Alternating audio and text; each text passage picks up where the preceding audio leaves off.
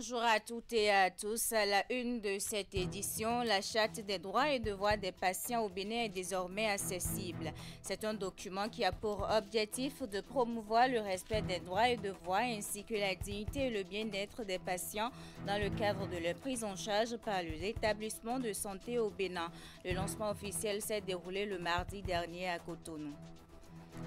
2 unités spéciales de la police pour sécuriser le patrimoine et le tourisme. L'initiative s'inscrit dans le cadre de la volonté du gouvernement de faire du Bénin une destination touristique sûre et attractive. Les 2 chefs de ces unités ont été présentés au ministre du Tourisme, de la Culture et des Arts, Jean-Michel Abimbola, hier au siège du ministère. Et puis l'intelligence artificielle appliquée au domaine foncier. C'est une innovation de l'Agence des systèmes d'information et du numérique ASIN. Elle vise à développer une nouvelle génération d'experts technologiques pour contribuer à la transformation digitale du Bénin. Voilà pour vous le sommaire. Restez avec nous pour le développement. On démarre par la capitale du Bénin. Le chef de l'État, Patrice Talon, était le mardi dernier à Porto Novo, où il a visité le chantier de construction du nouveau siège de l'Assemblée nationale. En compagnie du président de l'institution, l'objectif était de voir le niveau d'avancement des travaux de cet édifice qui incarne la modernisation des institutions et d'un Bénin tourné vers l'avenir. Emma Rodon. C'est une visite de chantier pleine d'exigences. Patrice Talon parcourt minutieusement les différentes composantes de la future Assemblée nationale. Accompagné du président de l'Assemblée nationale, Louis Vlavonou, et du ministre du Cadre de vie, Didier Tonato, le chef de l'État ne se contente pas d'un simple tour d'horizon. À chaque arrêt, il interroge les techniciens. Non, c'est de l'aluminium. Ça là? Oui, c'est de l'aluminium. C'est sûr, hein? Oh, ouais. Exige des précisions, relève les moindres détails et, lorsque nécessaire, prescrit des ajustements. Totalement. La durée, mais il faut le vitrifier. Il faut le vitrifier, voilà. Il doit le vitrifier. Il doit le vitrifier. Ah ouais, sinon il va jaunir comme ça. Ouais, vous avez raison. Ouais. C'est ça le problème du granito qu'on est sur place. Oui. C'est surtout blanc. Objectif, garantir que le bâtiment réponde aux plus hauts standards architecturaux, techniques et fonctionnels. Pour les responsables du projet, cette visite du chef de l'État est à la fois un signal d'encouragement et de rappel à l'excellence. Le futur siège de l'Assemblée nationale, érigé au cœur de Porto Novo, se veut en effet un symbole de démocratie et de prestige républicain. Faut-il le rappeler, les travaux de construction du nouveau siège de l'Assemblée nationale ont été lancés en avril 2021 et poursuivent leur cours vers la livraison d'un bâtiment digne des institutions béninoises. 10 ans après l'adoption de l'agenda 2023 et ses 17 objectifs de développement durable par les Nations Unies et les États membres, l'heure est au bilan. La coordonnatrice du système des Nations Unies au Bénin s'est prêtée à l'exercice en ce jour de la célébration des 10 ans des ODD au Bénin. Aminata Sarr a présenté les actions et aussi invité les décideurs et acteurs à divers niveaux à renforcer leur engagement afin d'accélérer les actions. Voici l'essentiel de son message. Au Bénin, les objectifs de développement durable ne sont pas de simples idéaux, ils sont une réalité vécue. Une décennie jalonnée de progrès notables, mais aussi de défis mondiaux inattendus. Voici quelques jalons marquants de ce progrès collectif. Plus de 27 900 producteurs ont accédé à des technologies agricoles adaptées au climat et 18 800 les utilisent déjà pour renforcer leur résilience face aux aléas. 31 500 entreprises locales ont reçu un appui financier et technique et 64 solutions innovantes ont été déployées pour stimuler une croissance équitable. En 2024, 782 000 personnes ont eu accès à une énergie renouvelable dépassant les objectifs fixés. Plus de 40 000 jeunes, femmes et personnes en situation de handicap ont accédé à un emploi décent et 4 700 ont bénéficié d'une réinsertion socio-professionnelle. 8500 hectares de forêts et de terres ont été restaurés et 26 systèmes d'alerte précoce ont été installés pour anticiper les crises climatiques et alimentaires.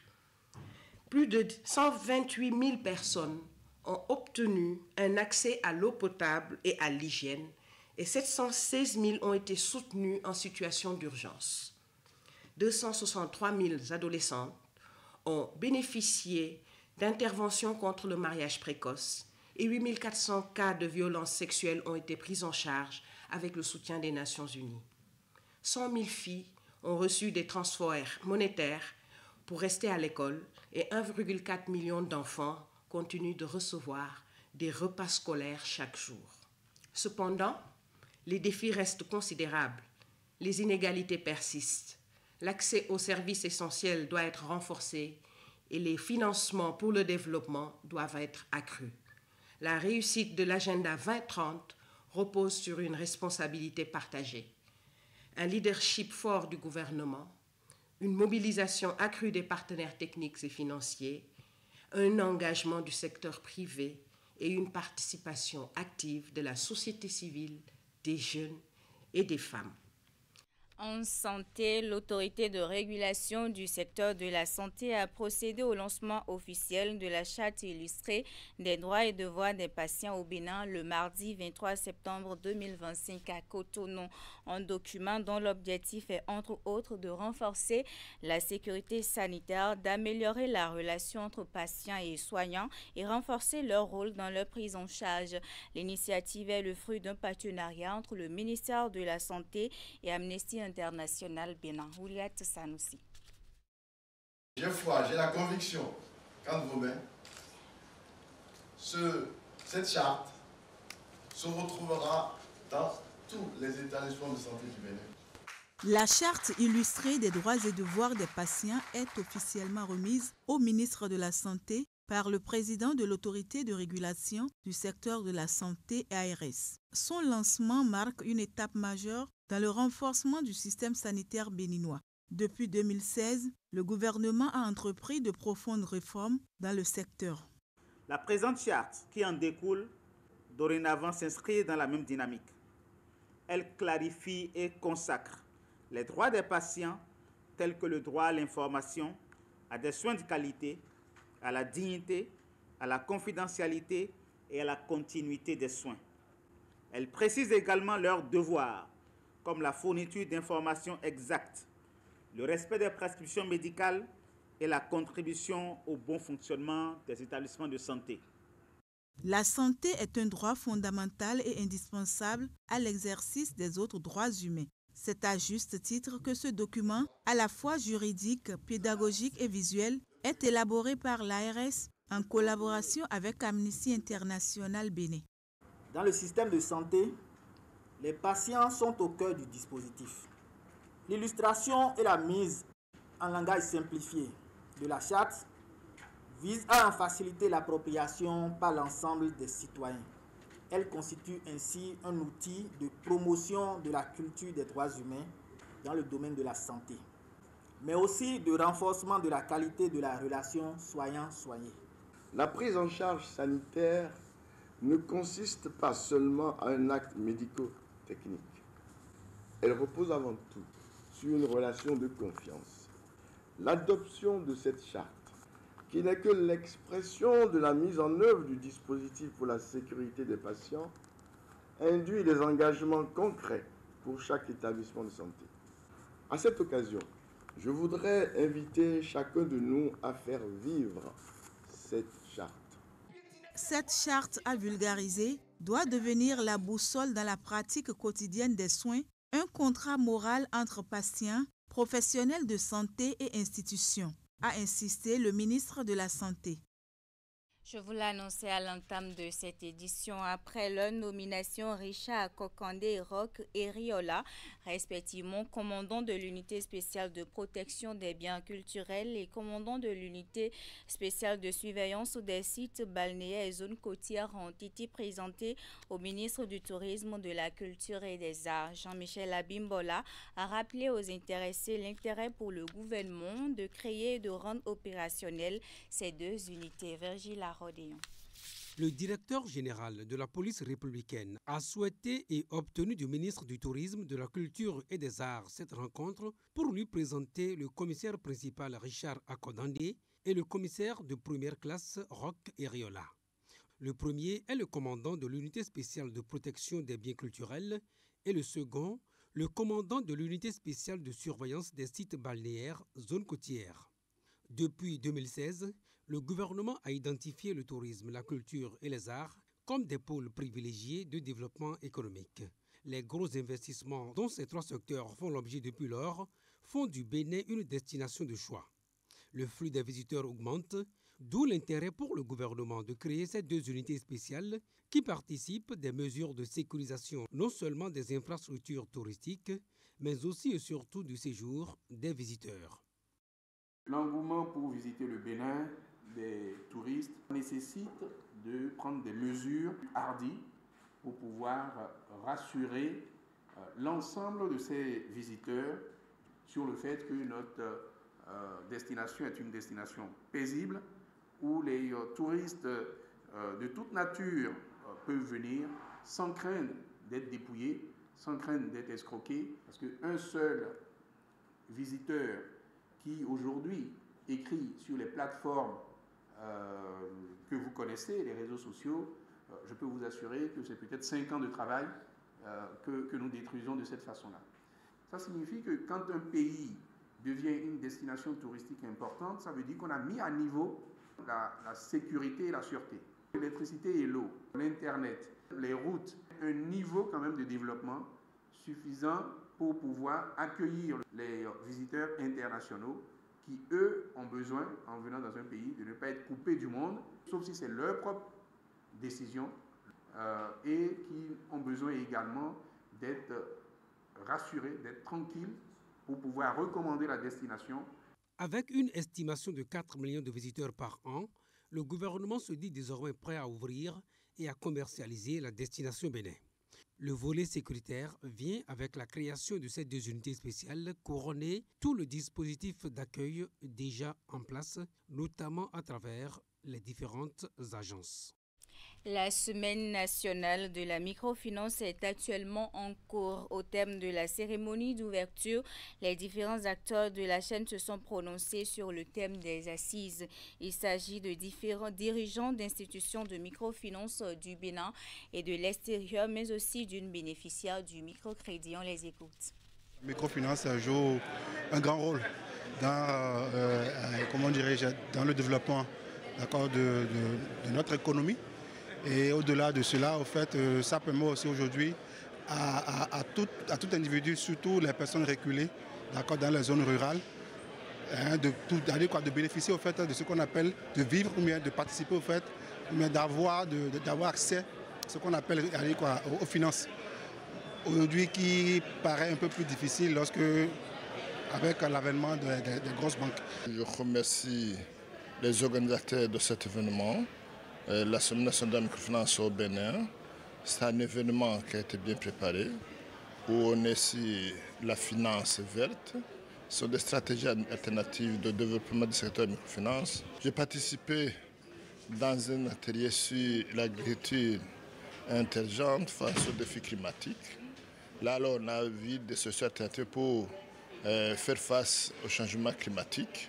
C'est une opportunité pour le secteur de la microfinance au Bénin, parce que tel que Madame le ministre l'a dit, l'organisation n'a pas été régulière. Il y a 13 ans que nous avons organisé la dernière semaine nationale de la microfinance.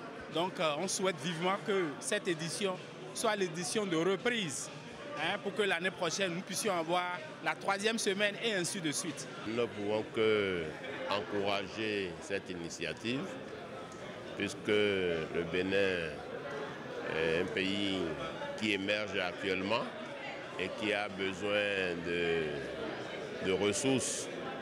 Et quand on parle de pays émergents, c'est qu'il faut voir les acteurs du développement. Et les premiers acteurs, c'est les entreprises, les privés. Et ces privés, forcément, ont besoin de ressources. Et ces ressources, le plus souvent, ils n'ont pas souvent tous accès à des ressources dans les banques. Le microcrédit est une source de financement pour tout entrepreneur, toute commerçante. Et c'est tellement important pour des femmes que nous sommes, qui pour des activités secondaires ou principales, nous retrouvons dans des activités commerciales. Et j'ai fait appel à la microfinance, la CCR Bénin, pour pouvoir financer mon petit commerce. Mais grâce à ce financement de 2018 à aujourd'hui, je peux affirmer que je ne vis que de mon commerce. Je n'ai plus couru derrière un emploi, malgré mes capacités professionnelles. Dans le département du Zo, le projet Les jeunes filles et femmes au service de la gouvernance politique dans les communes de Bonou et Kovey est lancé. L'initiative vient apporter une réponse à l'une des préoccupations majeures de la société, à savoir la représentativité de ces dernières dans les instances de prise de décision. Elle est financée par des partenaires dont l'Association internationale des mères francophones. Yvette Hélène Amoussou et Georges Vaudouno. Encore une initiative portée par l'Association nationale des communes du Bénin ANCB, soutenue par des partenaires dont l'Association internationale des mères francophones AIMF, baptisée Les jeunes filles et femmes au service de la gouvernance politique dans les communes de Bonou et de Kovey. Le projet s'inscrit dans la droite ligne des engagements pris en faveur de la gouvernance inclusive et de la participation accrue des femmes et des jeunes filles dans la vie politique et publique de notre pays. Cette cérémonie de lancement doit être le point de départ d'une dynamique nouvelle où chacun de nous, à son niveau, s'engagera à soutenir les femmes et les jeunes filles dans leur volonté de contribuer au progrès de notre démocratie et au développement de nos communes. Et Monsieur le maire de Cotonou et président de l'ANCB et vice-président de l'AIMF a joué un rôle moteur dans toutes les initiatives que nous soutenons à l'échelle de la francophonie pour l'égalité entre les femmes et les hommes et la participation des femmes à la vie politique.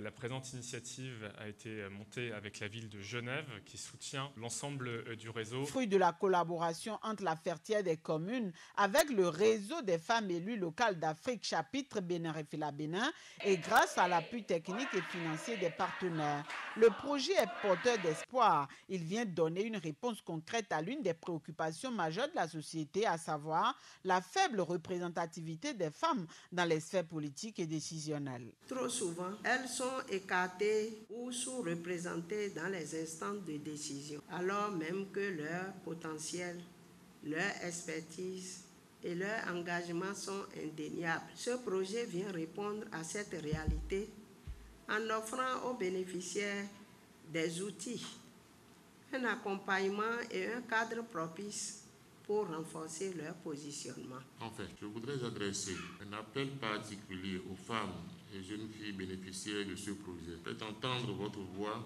engagez-vous, osez occuper les espaces de décision, car c'est par votre courage et votre persévérance que nous atteindrons ensemble l'objectif d'une gouvernance véritablement inclusive. Lancé au profit des femmes et filles des communes de Kovey et de Bonou, le projet va offrir aux bénéficiaires un espace de renforcement de capacité, de réseautage et d'opportunités pour occuper la place qui leur revient de droit. C'est une aubaine qu'elles sont appelées à saisir avec détermination et ambition.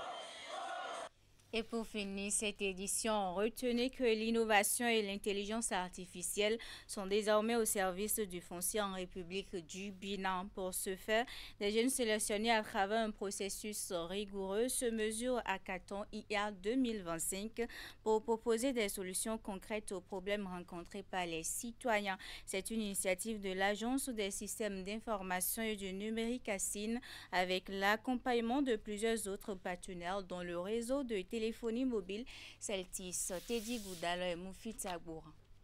60 jeunes répartis en 16 groupes sont rigoureusement sélectionnés pour proposer des solutions innovantes destinées à soulager les peines des populations béninoises dans le domaine du foncier.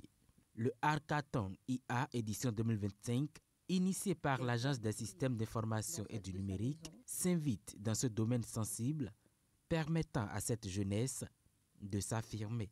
Depuis quelques années au Bénin, on ne regarde plus, on crée, on invente, on innove. Et j'espère que pendant les 3 prochains jours, on va montrer l'exemple concret de tout cela.